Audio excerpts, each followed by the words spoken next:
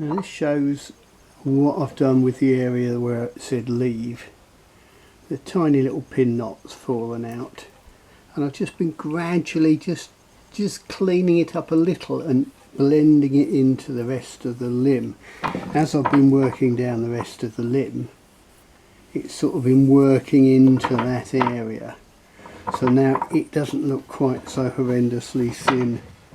And the rest of the limb's still way too thick, but I'm just trying to bring everything down in proportion.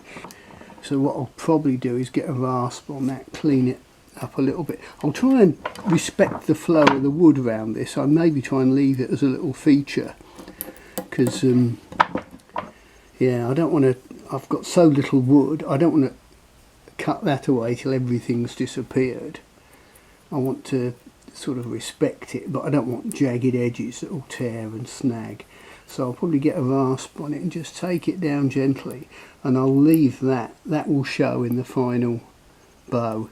Whether or not I try and put a plug in that, and I could clean it out, glue a thin piece of yew in there just to give me something to rasp against to make an even smooth surface, because if I leave it as a, you know, like a curved channel like that, it will tend to tear and snag, and yeah.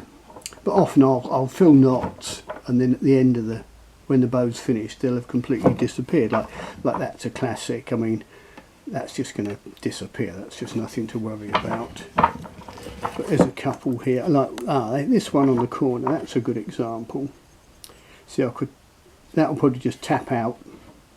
You know, get a punch, clonk, clonk, clonk, knock it out, clean out the black manky stuff, fill it with a peg, but it may well disappear off the corner of the bow when the bow's all rounded. Another one here on the belly, quite a lot of black manky stuff, so that's probably worth filling. Don't think it comes through as anything significant on the back of the bow. Oh yeah, there's the other knot there. See, we've got a funny dip, it dips down here, and we've got that knot, and that's going to end up being a nice bit of character. It also sort of bulge out. See, it goes, there's the knot on the belly, so it's running through at quite an angle, so the whole thing's never going to come out. That's funny, maybe there's two. It looks at this end, it looks like it's, you'd expect to see it just here, but you actually see it there. Weird. Maybe there's actually like two. There's like a double branch there. Yeah. Anyway, what I'll do is I'll be very gentle cleaning that up, and we'll try and preserve it as a feature if possible. I might have to dig it all out and then fill it with something, but we'll try and make it look pretty and keep it as part of the character of the bow. Arr! I've blended in that torn area, you know, where there was a bit of a split out on the original log. You can still see it's narrower there than elsewhere, but she's still interpolating to about 140 pounds, so I've got a fair amount of leeway still. But to get a good string line, I need to pull the string across to here, so I'll make a mark indicating that that's where I want the string line. And this is the fatter limb, so I can take some off this edge, and I've filled the 3 knots I mentioned earlier on. So that's that one. There's the one that's going to actually fall out the side corner, and that one's fairly central. So they're the 3 I've filled. That's the top limb. The arrow pass will be on this side. There's the centre line. So I could probably bring the string line across a whisker. We've got quite a bit of width here still to play with. Let's just stick the verniers on it. There, we've got 40mm there, so that's more than enough. So I can narrow it slightly from this side, and more of this will disappear we're getting there. The tiller's a bit, you know, it's looking like I could probably brace it, but I'll just do a little bit more fiddling before pressing on too much further. I thought I'd excavate this feature knot and see how deep it goes and if there's any rot in there. It goes good and deep, but probably only about the depth of the sapwood, so it won't compromise the compression side at all. As far as the tension side is concerned, it's got zero strength, so there's no point filling it, because whatever I filled in, the wood would just stretch away from it. It would just pop apart. So I'm just going to leave it be. I've got a good width of sapwood there to provide the tension strength. I'll keep this little land around here. I'll shape it in a bit. I'll try and make it look pretty and elegant, and it's a lovely heart shape. And I've just been sort of scooping away at this, and that shows the shape of it better. Just picking away at the bark, the cambium. I use it's a chain sort of file that I've ground at an angle, so it's very good for scraping into little corners. Obviously I don't want that to become a weak point, but it's got extra width. It's got loads of extra thickness, probably too much at the minute. I won't reduce the sapwood. It'd be tempting to say the sapwood's too thick there, but I want to maintain the flow of it to keep its maximum strength. Any wood removal won't be this side, because I'm not very, a bit thin there. Whoop, goes a bit thin. So I'll keep it thick there. I might remove a little bit more here. But yeah, you can see how it's coming on. That's the width at the grip. So she swells up there. Actually, there are silly rules for long bows in some of the organisations that say the grip must effectively be the widest point of the bow. Well, self-evidently it's not going to be, but that's just nonsense, isn't it? The rules are the road to hell, and they're not talking about real staves, and most of the people who write the rules have got no idea what they're talking about. There should always be an exception.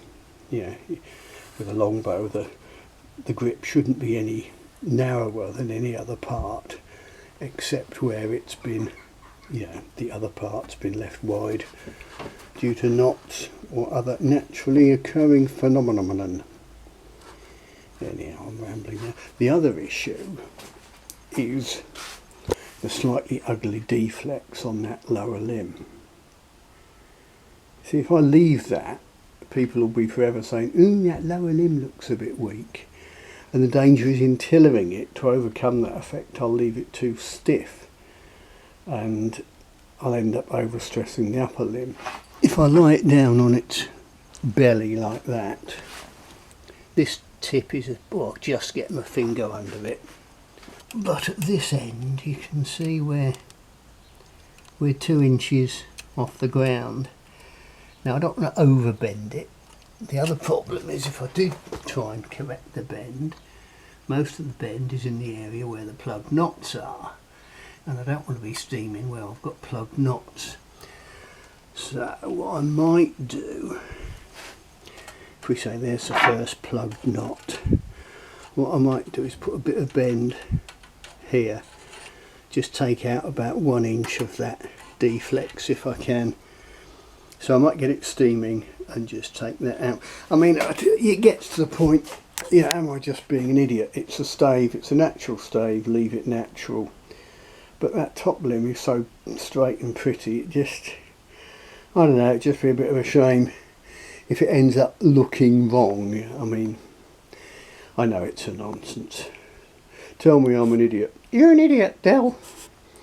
Right, but anyway, I might steam it, I might not. I might just keep tinkering. Like I say, look at the options, spend plenty of time thinking. Yeah, I decided to do the steaming. I didn't go mad with it. Just basically pulled it down onto this straight bit of 2x2 with a bit of rubber sheeting there, just to protect, because there's a bit of the knot sticking down there. I don't want to put too much force onto the sapwood at any one point, so the rubber just spreads the load a bit.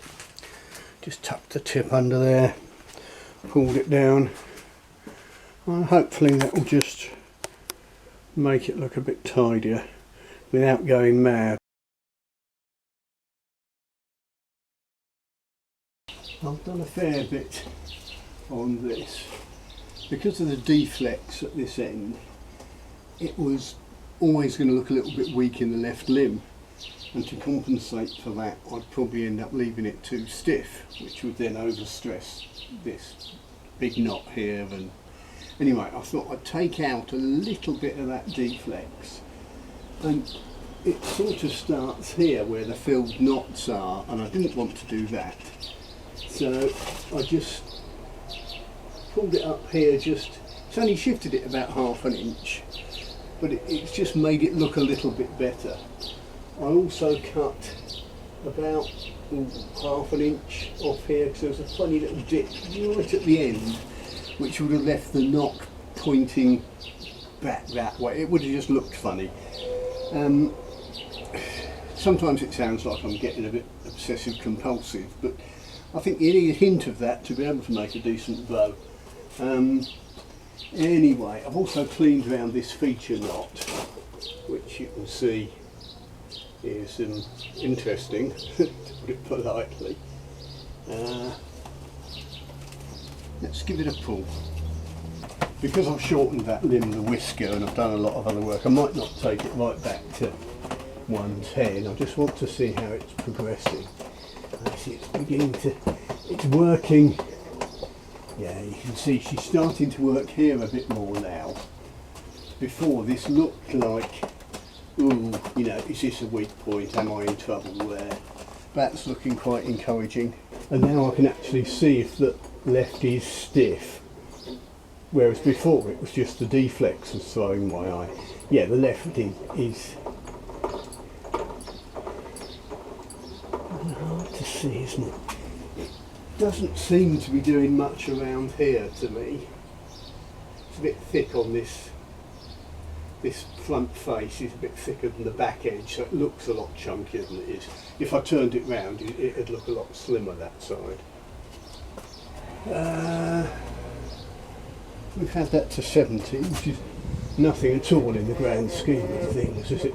But that right is starting to look, now I'm pulling more, I can see it's definitely working harder.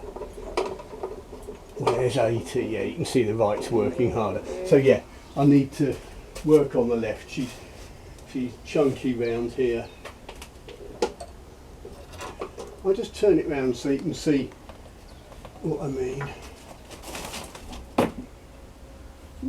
If I turn it round that way, see that left limb doesn't look quite so thick now. So it's thinner on this face than on the back face. But what I can do is maybe ease off the sapwood along this back edge. You can see I've done it there.